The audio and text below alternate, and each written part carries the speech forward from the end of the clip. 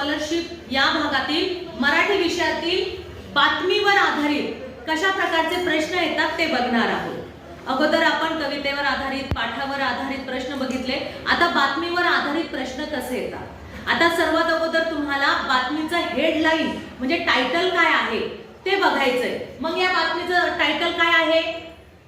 राष्ट्रीय स्मारकांमध्ये प्लास्टिक बंदी। समजलं? टायटल पहिले लक्षात घ्यायचं की टायटल काय आहे? राष्ट्रीय स्मारकांमध्ये प्लास्टिक बंदी हे टायटल आहे, यावर आधारित बातमी आहे।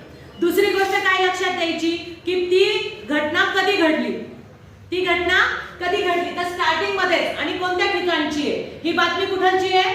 नवी दिल्लीची। ही बातमी पहिलेच तुम्हाला त्या बातमीला स्थळ दिलं जातं आणि ती घटना कोणत्या दिवशी घडलेली आहे ते दिलं जातं। 2 नंबर काय लक्षात ठेवायचं? स्थळ। कुठलची बातमी आहे? नवी दिल्ली। कधीची बातमी आहे? 2 ऑक्टोबर 2021 सालची ही बातमी आहे। 2 ऑक्टोबर 2021 सालची। ही दुसरी गोष्ट लक्षात ठेवायची। तिसरी गोष्ट, मग तुम्हाला जी बातमी दिली आहे त्याचं व्यवस्थित समजपूर्वक वाचन करायचं। ते जर तुम्ही व्यवस्थित वाचले तर पुढचे प्रश्न तुम्हाला सोडवायला सोपे जातील। हा पॅराग्राफ तुम्ही वाचलाच असेल, ही बातमी तुम्ही जर चांगली काळजीपूर्वक वाचली मग प्रश्न वाचायचा। काय प्रश्न असतो? काय आहे बघा बरं। स्मारक परिसरात प्लास्टिक बंदी हा कोणत्या योजनेचा भाग आहे? बातमी वाचता वाचताच काही शब्द तुम्हाला हायलाइट करून ठेवायचे। तुम्ही वाचताय ना, मग स्वच्छ भारत स्वच्छ स्मारक याला हायलाइट करा। कधी पण लक्षात ठेवा, मग तो पॅराग्राफवर आधारित प्रश्न असो, कवितेवर असो, जे शब्द असे तुम्हाला वेगळे वाटतात त्याला हायलाइट करायचं, म्हणजे त्याला ठळक ह्याच्यामध्ये रेष मारून ठेवायची।